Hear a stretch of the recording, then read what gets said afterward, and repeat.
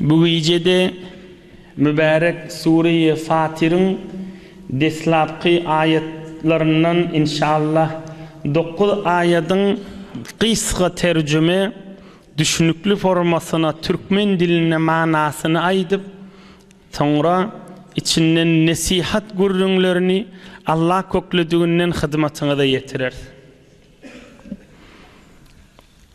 Euzu billahi mineşşeytanirracim. Bismillahirrahmanirrahim. Elhamdülillahi fatiris semavati vel ard.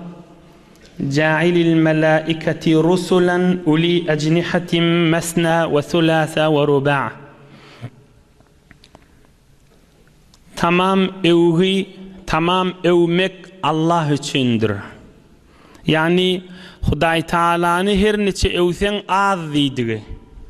Yani her kimi, her zadi bir mizinni övüp bolýa, geçirip bolmaya manası haşi. Elhamdülillah. Emma Allah'ını neçe övsen az deydi. Kamil hamd, setayeş, sepas Allah için deydi. Allah'ını neçe övsen az. Fatiris semavati vel ard, yerwöňi yaradan beduni inki bir ulgu versin, ülgü versin, iptidadan, ihtiradan yaradan Allah. Fatir deydi Arap diline deslap yaradan. Awwalki hamana bir adam bir yerden quyu gazsa ana fatartu. Men deslap şu quyunu qazıp başladım deyip Araplar aytýan bolmaly. Kudret kelam Allah Teala aytýar Fatiris semawati vel ard. Yerwöň deslap yaradan yaran men Hudaýdyryn diýipdir. Ferişteleri ilçi ettim. Kep yetirýän, amal yetirýän Hudaý bilen peýgamberleň arasynda, Hudaý bilen salyh bendeleň arasynda gursaklaryna ilham etmeli bolsa, amallary getirmeli bolsa, amal akitmeli bolsa ferişteleri arada goýdum diýipdir.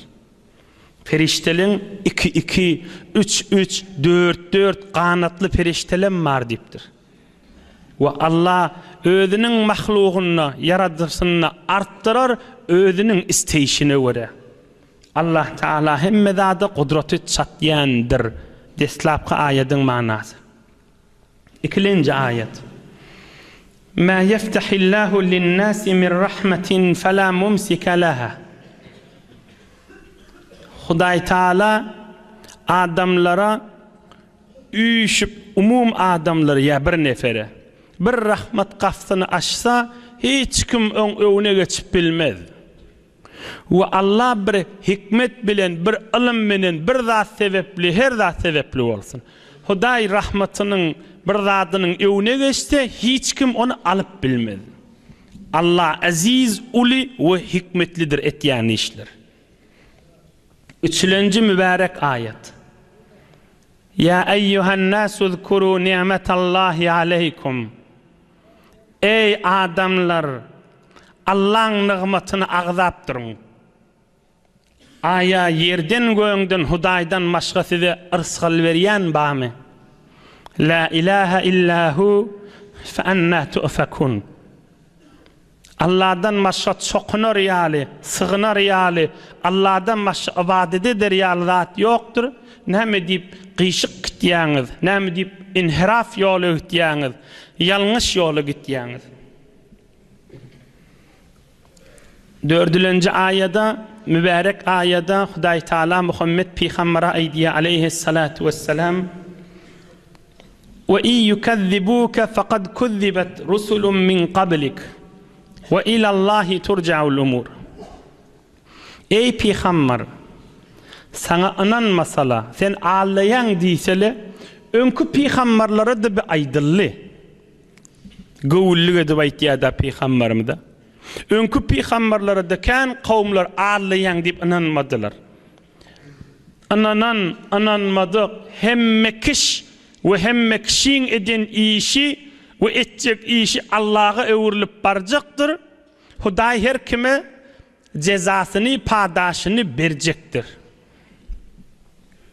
5-nji mübarek ayet. Ey adamlar, Allah'ın va'desi haktır. Sizi dünya ağlamasın ve hevre ağlavaç ağlayan şeytan ağlamasın. 7. ayet. İnneşşeytâne lekum adûn fettehiduhu adûve. Şeytan size görünüp duran düşmandır. Düşman tutunun, dost tutunman onu. Adam yanlışır, iştiba eder. Yani dost tutunman deyiptir. Şeytan özünün iyidine adamlar düşürüyor. لِيَكُونُوا min ashabis sa'ir, maksadı fakat iyidine düşüyenleri cehenneme eltmek. 7. mübarek ayet. اَلَّذ۪ينَ كَفَرُوا لَهُمْ عَذَابٌ شَد۪يدٌ.